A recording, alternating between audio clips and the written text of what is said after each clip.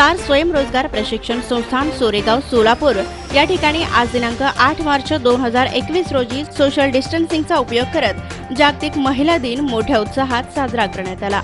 यावेळी सावित्रीबाई फुले यांच्या प्रतिमेचं पूजन करण्यात आलं असून यानंतर संस्थेचे संस्थापक अध्यक्ष विश्वास वेताळ यांनी विद्यार्थ्यांना मार्गदर्शन करत आपलं मनोगत व्यक्त केलं। त्याचबरोबर या कार्यक्रमास प्रमुख उपस्थिती म्हणून उपस्थित राहिलेल्या अश्लेषा पिंपळेकर यांनीही आपलं मनोगत व्यक्त केलं। तसंच विद्यार्थिनींनी आणि कल्याणी संजय सोनवणे, कविता शिवाजी चोरमले आदींनी देखील आपलं मनोगत व्यक्त केलं। या कार्यक्रमात संस्थेचे संचालक विश्वास वेताळ यांच्यासह अश्लेषा पिंपळेकर, उमाकांत पडवळ, शिवानंद तडवळकर, प्रशिक्षक विकास शिरतोडे, समाधान चांदणे यांच्यासह स्टार स्वयंरोजगार प्रशिक्षण संस्थेतील शिक्षक आणि विद्यार्थिनीही बहुसंख्येने उपस्थित होत्या। दरम्यान या कार्यक्रमाचं सूत्रसंचालन उमाकांत पडवळ यांनी तर कार्यक्रमाचा आभार स्वयंरोजगार संस्थेचे संचालक विश्वास वेताळ यांनी मानलं। तर या बातमीचं वृत्तसंकलन केलं आहे लोकप्रधान न्यूज चॅनलचे पत्रकार नारायण घंटे यांनी। माझ्यातर्फे महिला दिनाच्या खूप खूप शुभेच्छा आणि बँक ऑफ इंडिया आरसीटी यांना मनापासून धन्यवाद की त्यांनी आज मला या कार्यक्रमासाठी आमंत्रित केलं आणि माझ्या सर्व मैत्रिणींना भेटण्यासाठी त्यांनी पुन्हा नव्याने त्यांनी मला एक संधी उपलब्ध करून दिली। जसं सरांनी सांगितलं की महिलांना व्यवसाय रोजगार उपलब्ध मी करून दिला, पण त्याआधी याची सुरुवात जिथून झाली त्याला कारणीभूत या महिलाच आहेत। मी स्वतः बँक ऑफ इंडिया आरसीटीच्या या सेंटरमध्ये 2 वर्षाखाली प्रशिक्षण घेतलं होतं। तुम्हा सर्वांसारखं आज तुम्ही तिथे आहात, मी इथे आहे। काही वर्षांपूर्वी मी तिथे होते आणि इथूनच मला ते मार्गदर्शन प्राप्त झालं, ज्या मार्गदर्शनामुळे मी आज समाजामध्ये काहीतरी करण्याची उमेद ठेवते स्वतःमध्ये आणि जे एक प्रकारचे संस्कारच मी म्हणू शकते की बँक ऑफ इंडिया आणि आरसीटी यांनी माझ्यावरती केले, जे गुण त्यांनी माझ्यामध्ये उतरवले त्यांच्या प्रशिक्षणातून, त्यामुळेच मी महिलांकडे आणखीन वेगळ्या दृष्टिकोनातून पाहू लागले आणि त्यांच्यासाठी सतत काहीतरी करावं ही भावना घेऊन सोलापुरातील आणि जिथे शक्य असेल त्या एरियात महिलांसाठी जास्तीत जास्त काम करण्याची प्रेरणा मला मिळत गेली।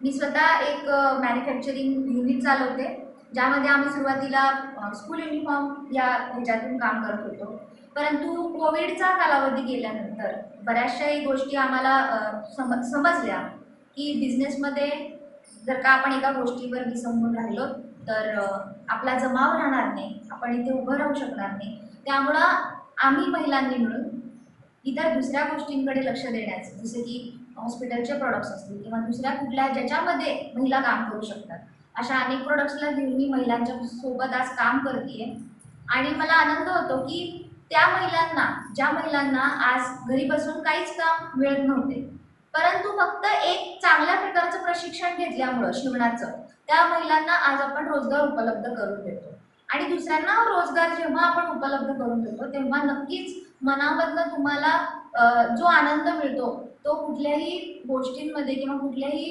पैशामध्ये आपण त्याचे मोल करू शकत नाही।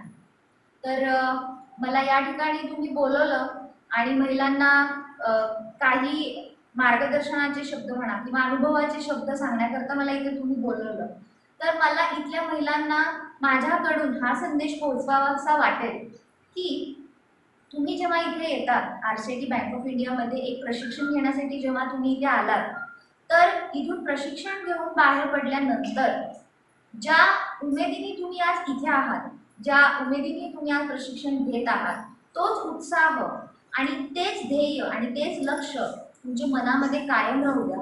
इथून बाहेर पडल्यानंतर तुम्हाला समाजामध्ये गेल्यानंतर बऱ्याचशा अशा गोष्टी असतात की ज्या एक महिला म्हणून मी सांगते ही गोष्ट की तुम्हाला मागे खेचण्याचा प्रयत्न करतात, जसं की 5 दिवसाचं प्रशिक्षण झालंय, लगेच तुम्हाला एवढं काय नॉलेज मिळालं की तुम्ही आता बाहेर येऊन लगेच बिझनेस करायचा म्हणू लागलात किंवा घराबाहेर पडायचं म्हणू लागलात।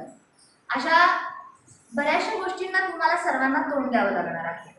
या सर्व गोष्टींमधून मी देखील गेलेली आहे, अजून देखील मला जावं लागतं, परंतु जर तुमचा आत्मविश्वास असेल की नाही मी जर का काही शिकली आहे किंवा माझ्याकडे जर का काही प्रशिक्षण आहे किंवा माझ्याकडे एखादी गोष्ट करण्याचं ज्ञान उपलब्ध आहे, तर मी नक्कीच त्या ज्ञानाच्या, त्या प्रशिक्षणाच्या आणि त्या गोष्टींच्या अनुभवाच्या जोरावरती मी नक्कीच भविष्यामध्ये काहीतरी नोकरी व्यवसायामध्ये यशस्वी असेल किंवा काहीतरी स्वतःचा एखादा छोटासा उद्योग म्हणा किंवा व्यवसाय करण्यामध्ये मी नक्कीच यशस्वी राहील.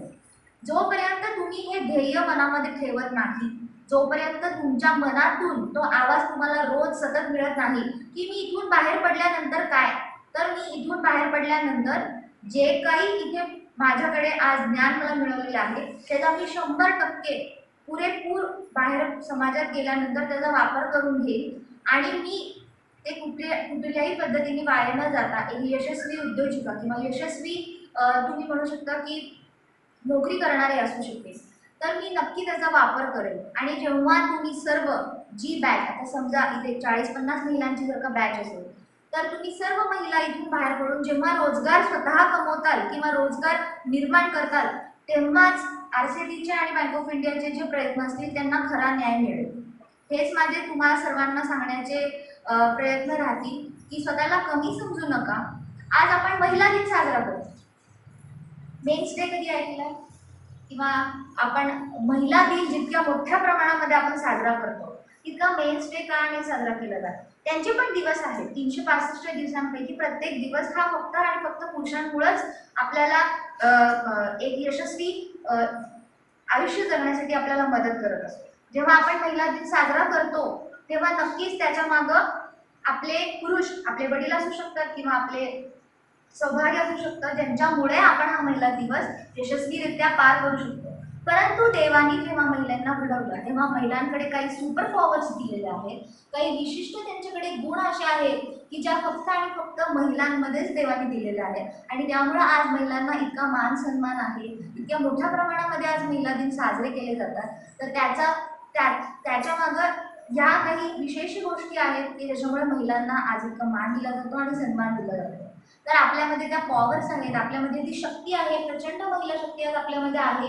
त्या शक्तीमुळे तुम्ही कुठल्याही आलेल्या संकटावरती तोंड देऊ शकतात आणि त्याच्यावरती मात करून तुम्ही आज एक उद्दिष्ट घेऊन इथे आलेला असतात की मी आज हे प्रशिक्षण घेतल्यानंतर, तिथे बसलेल्या प्रत्येक महिलेच्या डोळ्यामध्ये एक स्वप्न असणार की मी आज इथून प्रशिक्षण घेतल्यानंतर बाहेर पडल्यावरती मी माझ्या गावाच्या छोट्याशा बँकेच्या DC पॉईंटवरती काम करेल किंवा एखादी महिला पतसंस्थेमध्ये काम करेल किंवा एखाद्या महिलेमध्ये इतकी शक्ती असू शकते की ती स्वतः एखादी छोटी पतसंस्था चालू करू शकते. आज तुम्हाला इथे जे ज्ञान दिलेलं आहे तुम्ही त्याचा पुरेपूर वापर करा, तुम्ही त्याच्यातून रोजगार द्या, रोजगार उपलब्ध करा आणि तीच तुमची खरी परीक्षा आहे आणि त्यातच तुमचं खरं यश दडलेलं आहे.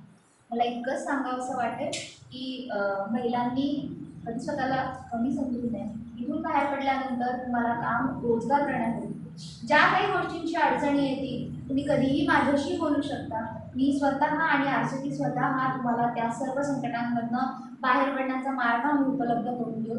तुम्ही कधीही माझ्याकडे देखील कुठल्याही गोष्टीसाठी, मदतीसाठी फोन करून मला विचारू शकता, मॅडम आम्हाला किती अडचण येते की आम्ही काय करू. तर मी सदैव तुम्हाला सर्वांना मार्गदर्शन करण्यासाठी उपलब्ध असेल. कुठल्याही महिलेला कधीही माझ्या मदतीची गरज पडेल तर मी सदैव तुमच्या पाठीशी असेल आणि RCT तर आहेच.